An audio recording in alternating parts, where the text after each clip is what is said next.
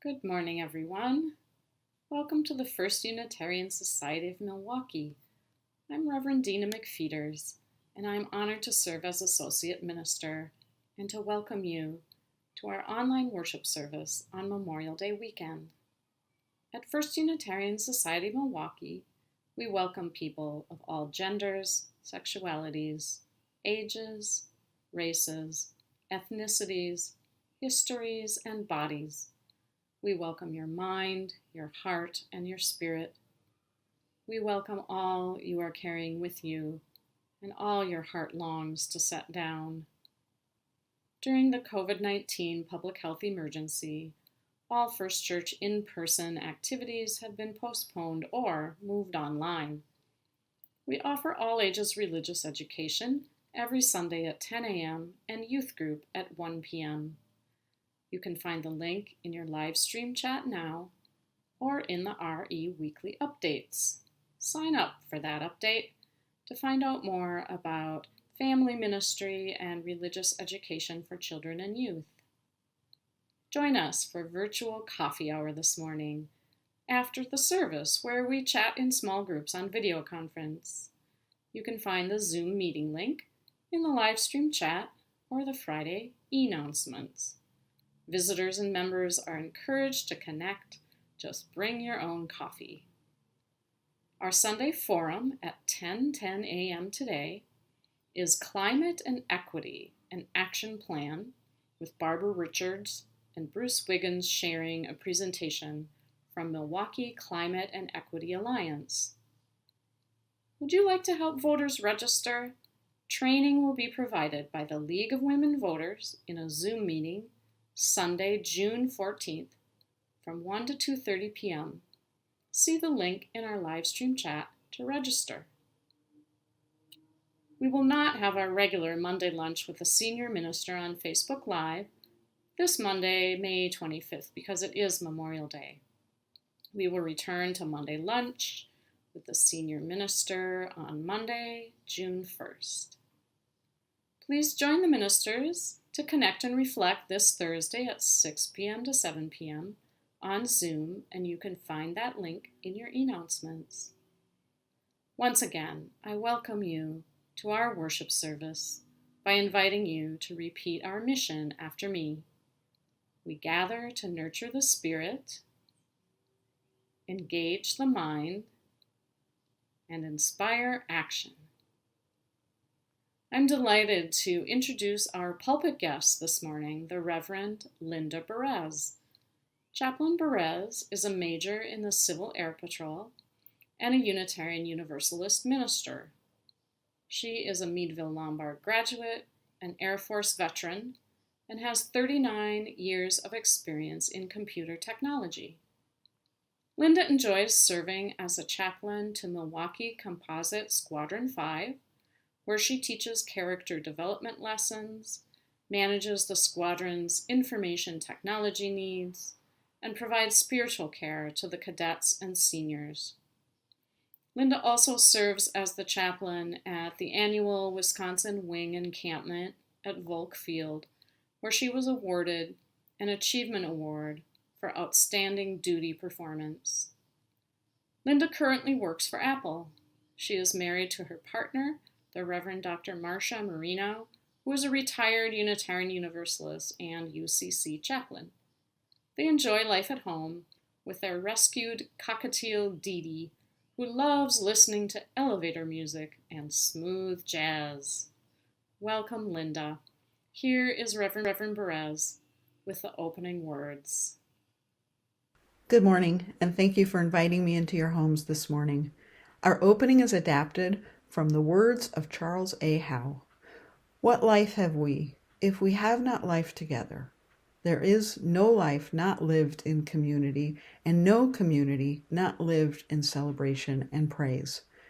And we are blessed through the miracle of technology to be able to worship together as a community today.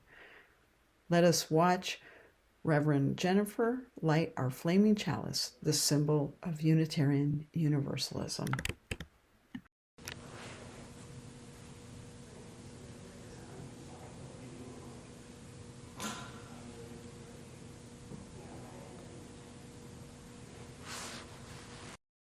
Friends, during this unique time when people cannot gather with their family and community to mourn their losses, we offer to light the COVID candle for any death of a loved one of one of our members. If you have had a loved one die from COVID-19 or any other cause of death, and you would like the COVID candle lit in their honor during Sunday worship, please contact one of the ministers. Today, we light the COVID candle in honor of Stacy Themes' dear friend and beloved teacher, Barbara A. Audie, who died on Wednesday, May 6th, at the age of 77. We do not know her cause of death. We light the candle in honor of her life.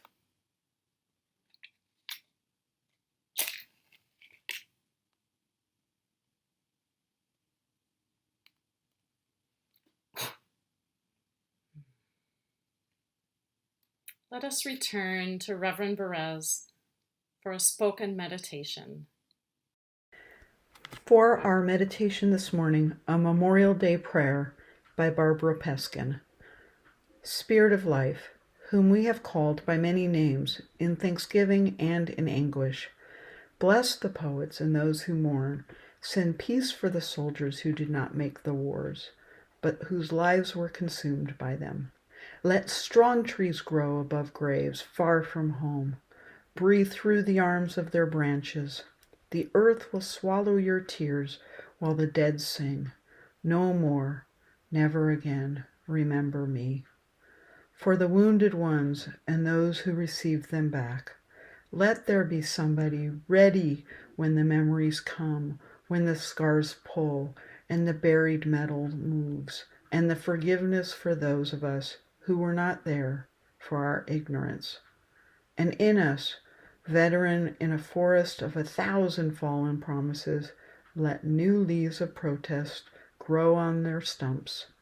Give us courage to answer the cry of humanity's pain, and with our bare hands, out of full hearts, with all our intelligence, let us create the peace. Now let's watch Reverend Jennifer ring the singing bell to introduce our silent meditation.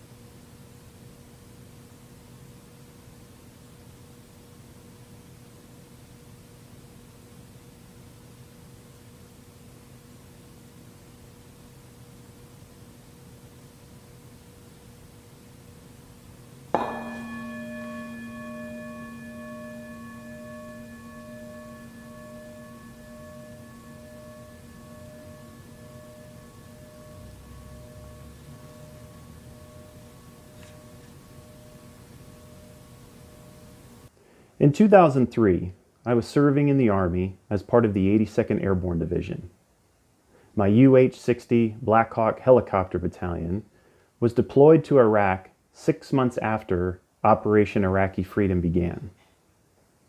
We were stationed at an airfield between Fallujah and Ramadi, which is in the southern portion of the Sunni Triangle. My unit was responsible for flying missions throughout the region, day and night, 7 days a week. I was 28 years old, and like so many of those I served with, felt immune to the hostilities that were happening all around us. I remember my thinking at the time. I had a job to do, and it was counterproductive to think about the worst things that could happen to me. Once we established operations and learned the area, life settled into an odd sense of normalcy. Shaving out of a canteen cup in the morning, the half-mile walk to the mess hall for breakfast and dinner, the smell of porta-johns and jet fuel in the air, the occasional mortar fire at night, and the laughter we all relied on to keep us sane. But on January 2nd, 2004, that feeling of normalcy changed. An infantry unit had come under fire in Fallujah, was pinned down, and was requesting aerial gunship support. My sister battalion responded by sending 2 OH-58 Kiowa Warrior helicopters to help. One of them was piloted by a friend of mine named Kimberly Hampton. Hours later, only one aircraft returned. Kimberly's aircraft had been shot down, and she did not survive. Her memorial was a couple days later. It was a somber experience, one which led me to reflecting on Kimberly, her friendship, her leadership, her selfless service. My thoughts drifted to my own mortality, thoughts I had learned to suppress since they interfered with my ability to focus on doing my job. 2 days later, it was my turn to fly again. My crew of 4 discussed the mission, reviewed the weather, and went over intelligence and recent enemy activity. But as we loaded into the aircraft and cranked up the engines, I sat there on the threshold, caught between fear and courage. A whole new experience of fight, flight, or freeze. The mortal possibilities of the unknown were overwhelming. But then my thoughts returned to the mission and the appreciation that there were other soldiers waiting for us. The recognition of not letting them down was galvanizing. Kimberly's shoot down was one of 5 that happened in a 6-week period within 10 miles of our base, accounting for over 10% of aircraft shot down during the entire Iraq War. This became the sobering reality of so many others that crossed the threshold from fear into courage and paid the ultimate sacrifice. And while people can argue the necessity of those deaths and the political decisions that put people in harm's way, I choose to celebrate the lives of those that woke up every day to selflessly serve their country, their unit, and their sisters and brothers in arms. Today I remember people like Kimberly Hampton, Randy Shugart, Gary Gordon, Emily Perez, James McKittrick, Carl Winter, David Ramsey, Ashley White, and the many others that crossed the threshold in service to our country.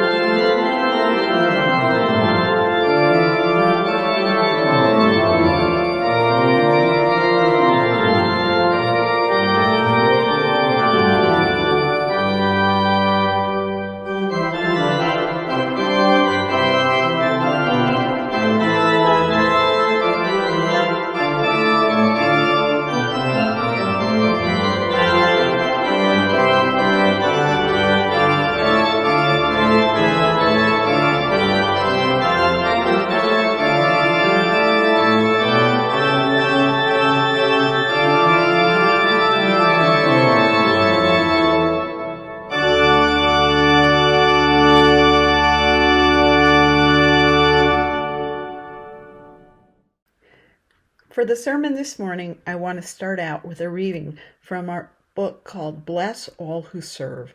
This was compiled by Gail and Matt Tittle to help people who are serving in the military, who are chaplains in the military. And I found a reading that I really like that I want to share with you from Rebecca Montgomery, who is a U.S. Army chaplain. She says, "Military service is a lesson in spiritual humility. In our often self-centered culture, the military puts other things over the needs and wants of any single person. The mission comes first. What is good for the organization comes first.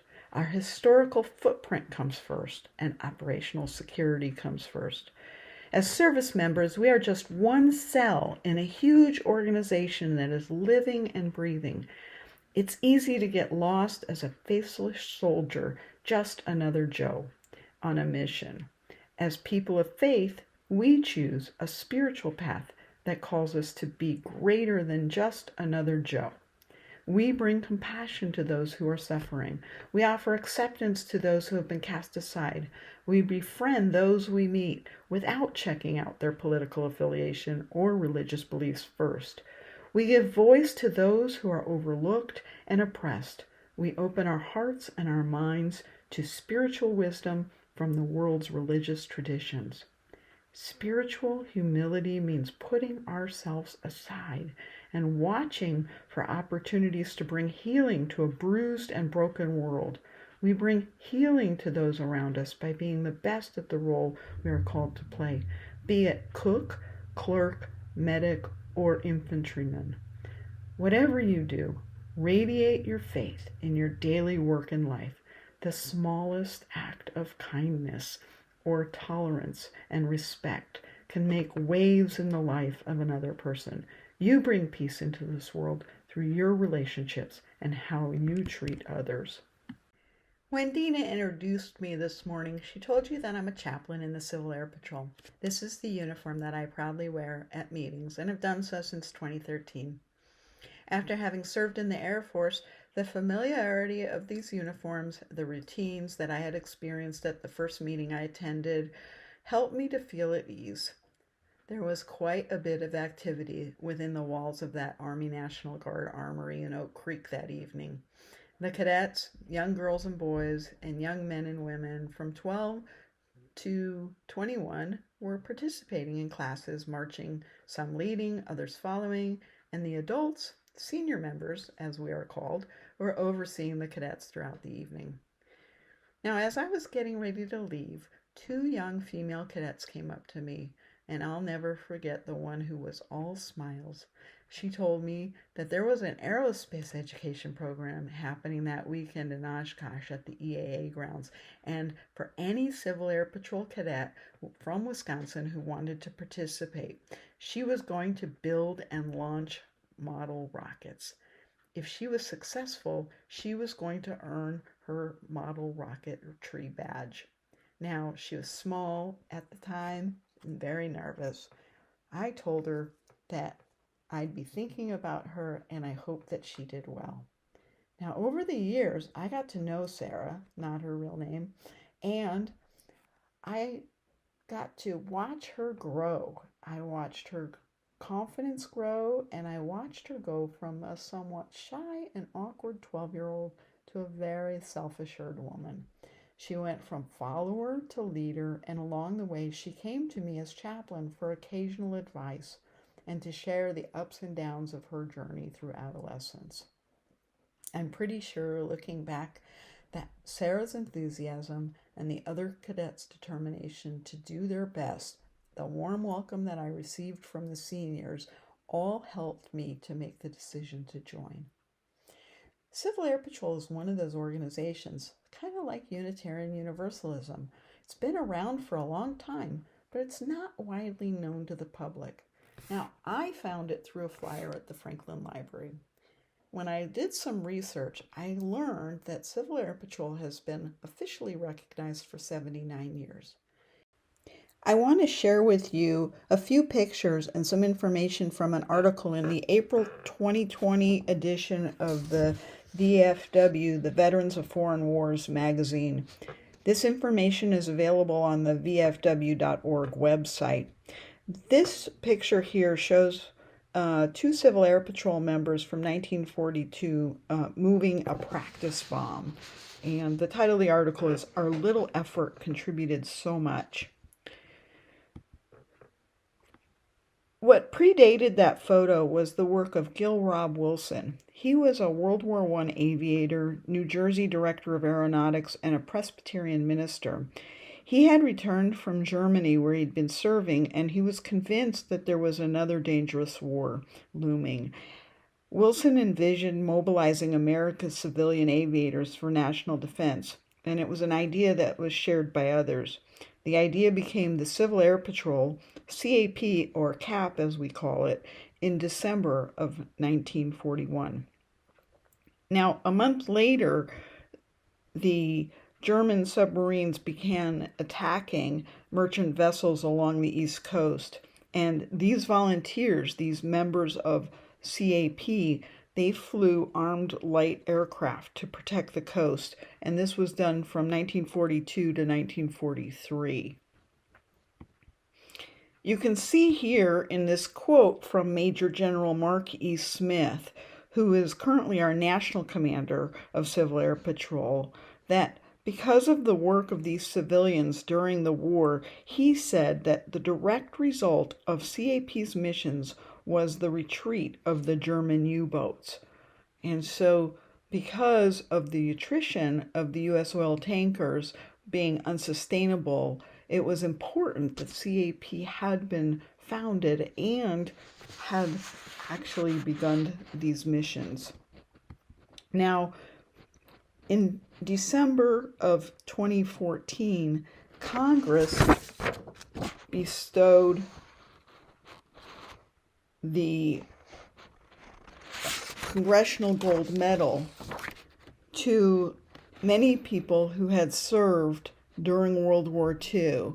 The award is the highest expression of appreciation for distinguished achievements and contributions. And for me, it was really quite an opportunity to be there for the presentations of these medals to the people of Wisconsin who had served Civil Air Patrol during the war. This next photo shows the airmen of CAP Coast Patrol Base number 17 in Riverhead, New York, one of the 21 bases from Maine to Texas. Now, as you can see in this picture, maybe if you look real closely, that there are no youth involved in the earliest days. On October 1st of 1942, the cadet program was established for boys and girls from the ages of 15 to 18, and at the time it was a powerful force for imparting practical skills to prepare teenagers for military and other wartime service agencies. Now today, we welcome cadets from the ages of 12 to 18, and they can remain a cadet through up until, actually, their 21st birthday, if they joined before the age of 18. Today's emphasis, though, is not on preparing youth for the military, although many do come in with the idea of going on to one of the service academies or enlisting in one of the armed forces. Typically, a lot of them come in and enlist in the Air Force, but we do have one young woman who is going to be joining the Coast Guard and has been selected to be a part of the Coast Guard Academy, and another young woman who is going to the Air Force Academy this year. Now, if you look by the numbers, you can see that the Civil Air Patrol accomplished a great deal during World War II, and there were 80,000 people who volunteered. Remember, this is an all-volunteer service. They volunteered to be a part of this anti-submarine effort during the war. 68 of those were killed, and the subnote here says that more than 1/3 of them are missing at sea. Today, the Civil Air Patrol is a total force partner and auxiliary of the U.S. Air Force and an all-volunteer organization.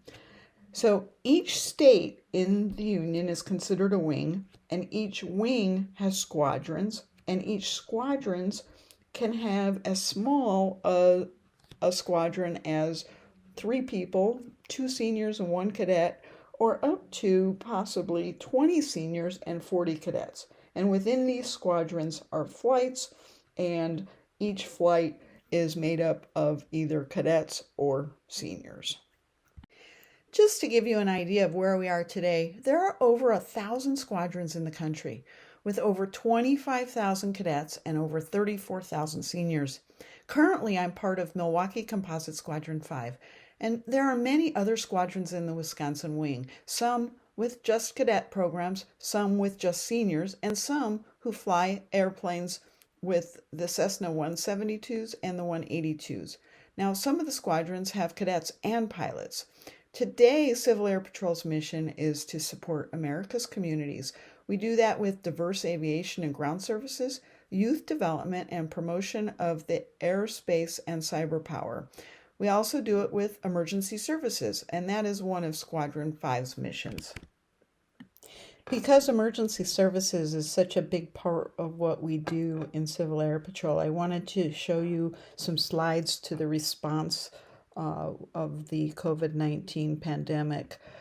So in New Mexico, the New Mexico members of the wing transported the COVID-19 test kits from the meatpacking plant in southern New Mexico to the Scientific Laboratory Division of the State Department of Health in Albuquerque for processing. One person at the plant had tested positive for the coronavirus, so the Department of Health tested the entire staff. These tests were taken from the Las Cruces airport and flown by Civil Air Patrol members to Albuquerque. In challenging times like these, we are proud to be able to help the people of New Mexico through our auxiliary air forces, said Major General Brian Simpler, the Air National Guard assistant to the commander of the 1st Air Force. With the dedication and experiences of these volunteer citizen airmen, our responses would not be as fast or effective. Another example is the California wing members, 4 of them who are cadets from squadrons in the San Diego County area, who assembled about 400 Salvation Army meal kits for distribution to county residents. In times of crisis, we are measured by our ability to help those in need, said Brigadier General Brian Radliff, also from the 1st Air Force. We have deep appreciation for the adults volunteering their time and leadership, but more exciting is the willingness of our youngest citizens as members of the Civil Air Patrol to help others. This serves as an outstanding example of our Air Force Auxiliary providing compassionate support to our neighbors in need.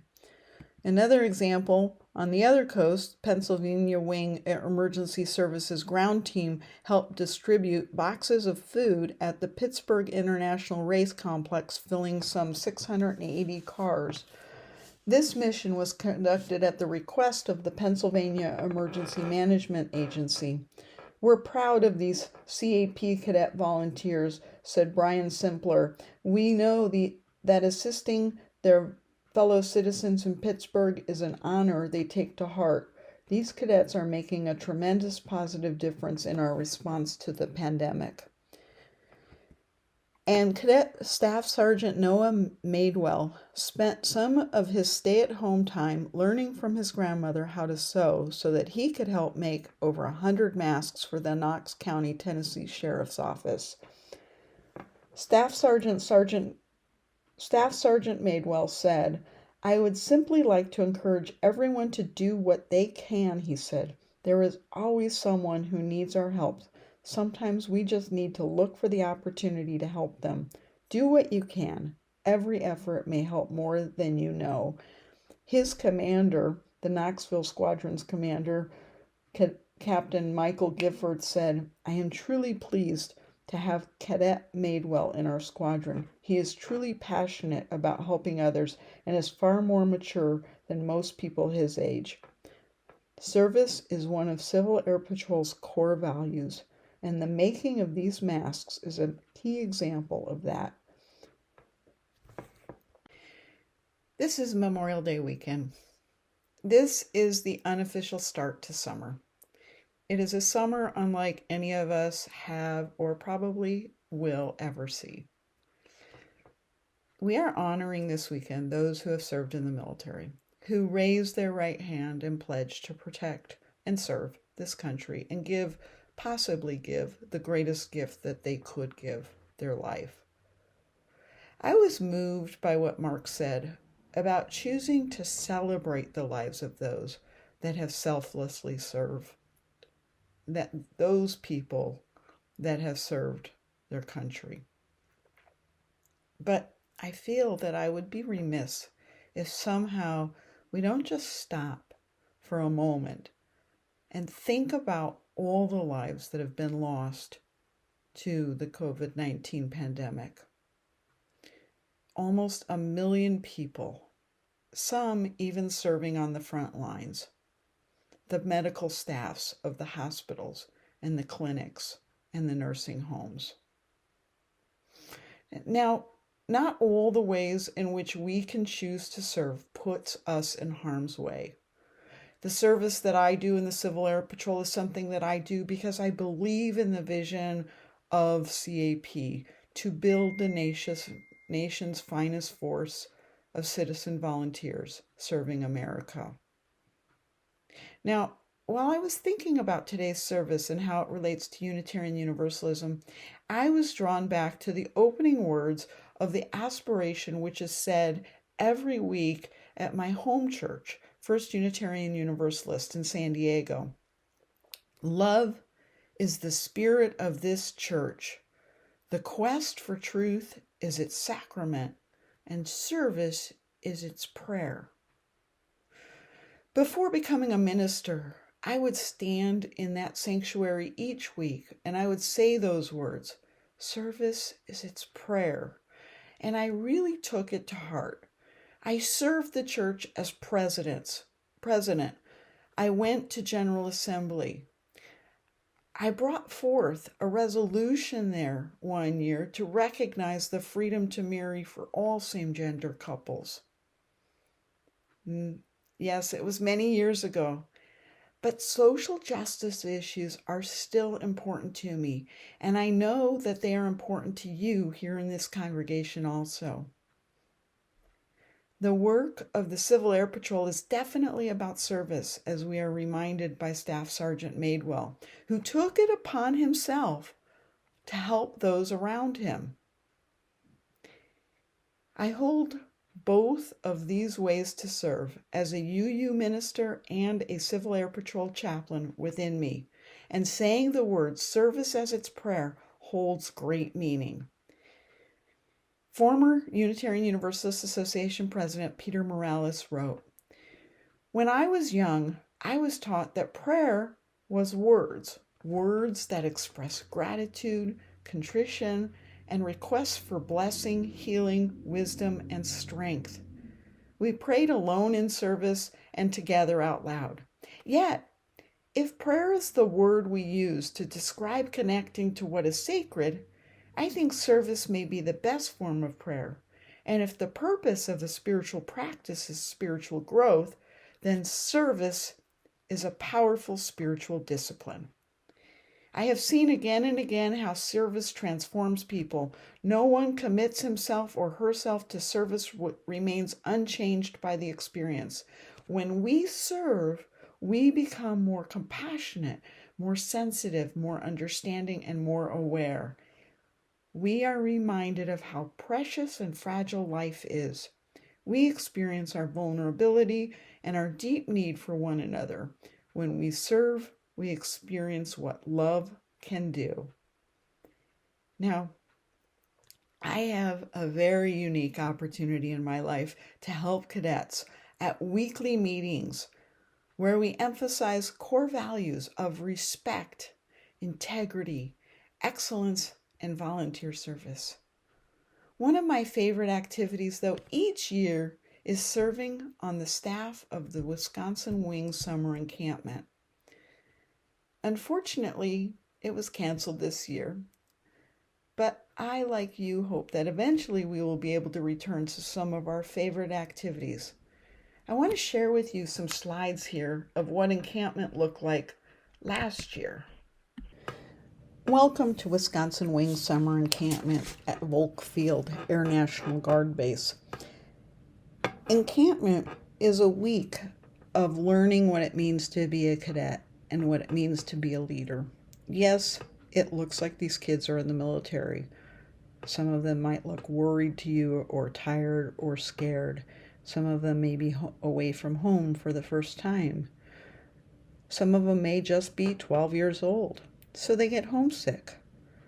Most of them, though, really enjoy the week and they come back year after year. The older cadets get to interact more with each other and learn from each other and leadership and model rocketry. The younger cadets will get chances to interact with members of the Air Force and the Army, and they get to see planes up close.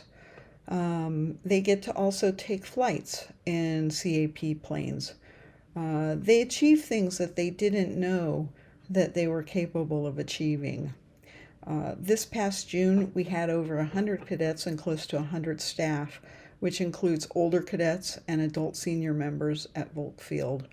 By the end of the week, they all feel like they've accomplished something. They've done some incredible things. These cadets in this slide are attempting a leadership development course. They need to accomplish these things within a certain period of time, and it is a very, very stressful but rewarding day. Here they are with the planes, getting ready to go for their flights. The younger ones get orientation flights. They have a lot of fun. At the end of the week, they feel like they've accomplished something important in their lives. They're undoubtedly somewhat tired, hungry. The food isn't really anything to write home about. I see that the cadets in Squadron 5, they come home with a sense of satisfaction, a sense of self, and a sense of purpose. I know that those of us on staff, we come back transformed also, and inspired. You might expect that I'd be asked to help these cadets get to this final moment, this final parade that you see here. I might be asked to help them along the way with their spiritual needs. Sometimes offer prayer for strength to get through the week. As a Unitarian Universalist, sometimes I also like to offer help for the cadets to help them by connecting their own strength to their families, to their friends, to the things that they can relate to that can help them get through those tough times. Even sometimes like meditation and visualizing calm places. So in this final slide, you see them standing at attention, ready to go, or standing at ease, waiting for their turn to parade by their parents who are there gathered for them, and waiting for them to finish up the week.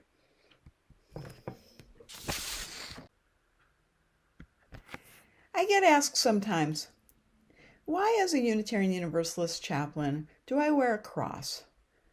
Well, for one, there is no Unitarian Universalist chalice symbol that is officially recognized by the military. But also, many of us, including me, who serve in military chaplaincy, know that the cross makes us recognizable as a person of faith. And I know that as a Unitarian Universalist, I am not bound to Christianity. It is just one of the sources from which I draw upon in my ministry. It reminds me, though, of a time that I was asked to offer an invocation at dinner on the last night of encampment, my first year there. So I went as a good Unitarian Universalist, and I found a reading from a source that was written by Leo Buscaglia in a book from 1992, Born for Love, Reflections on Loving.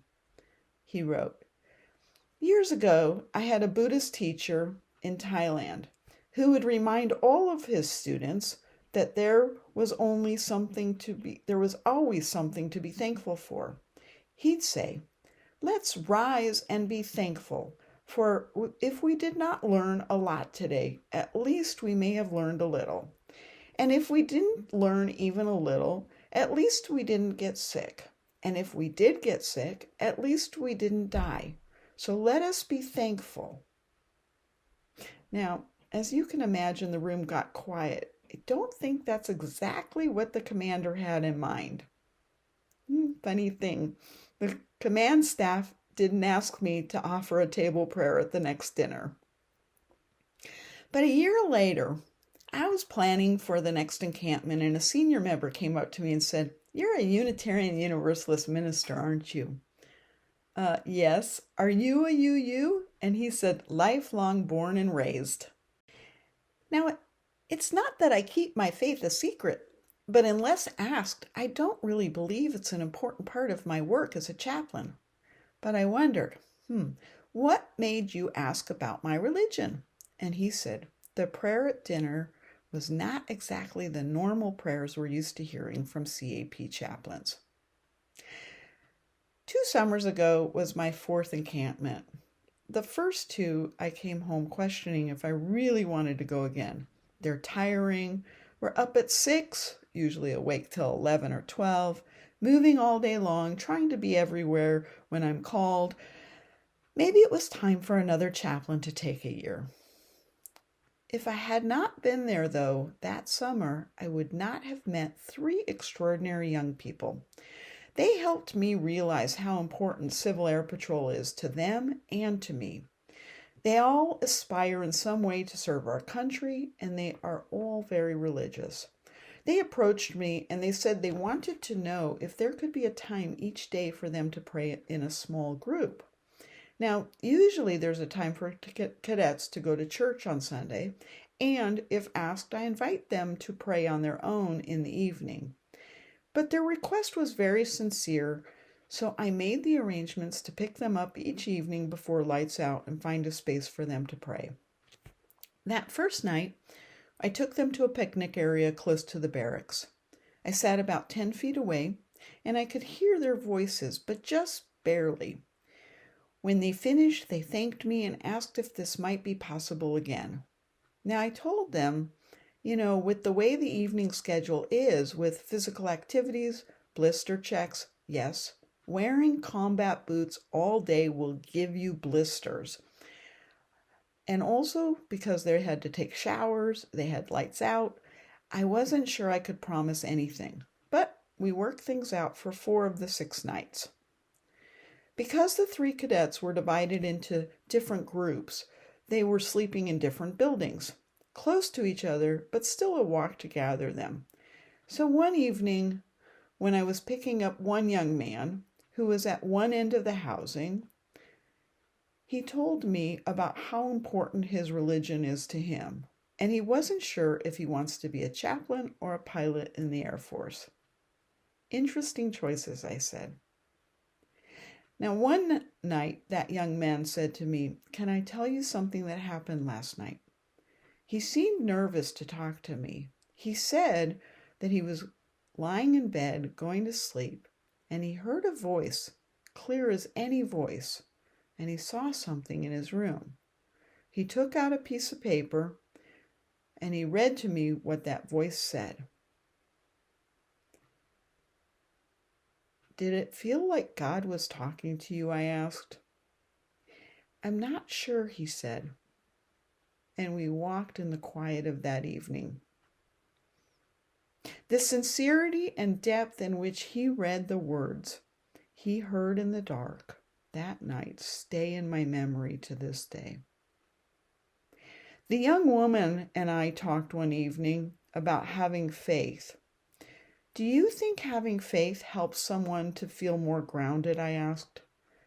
She told me about something that she had just read in her daily prayer book about how having faith in something like God is like having a solid foundation to build a house upon.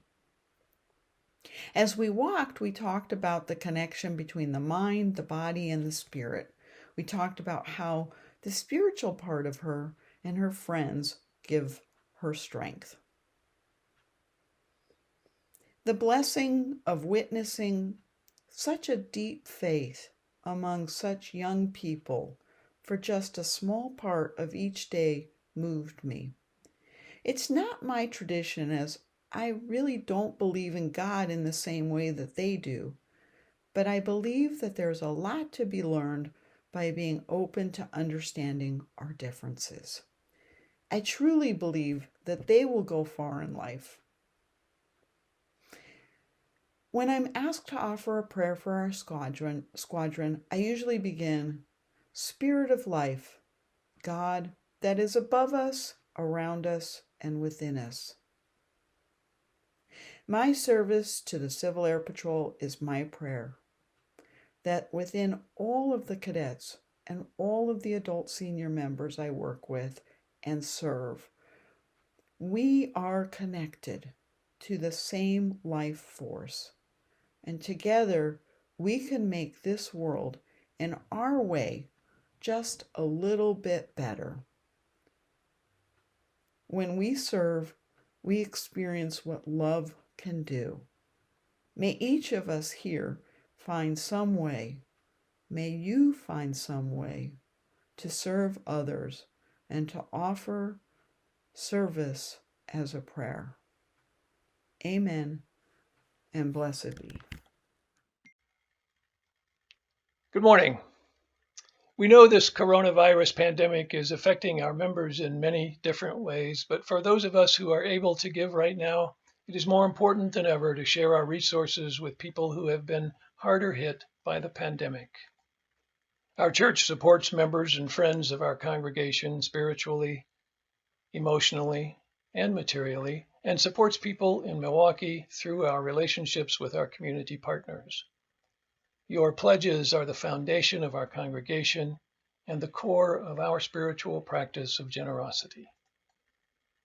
In addition, we are grateful for non-pledge gifts from folks who appreciate our online ministry and are benefiting from it.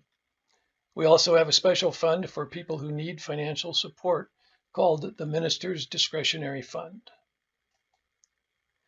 You can give to the church by texting 73256 with the message "Give to UU $." The word "give," the number 2, UU $. Follow the prompts and choose pledge payment, non-pledge gift, or minister's discretionary. You can also give to First Church by going to our web-based giving link, onrealm.org/FUSM/give/First Church. You can see both these options on your screen.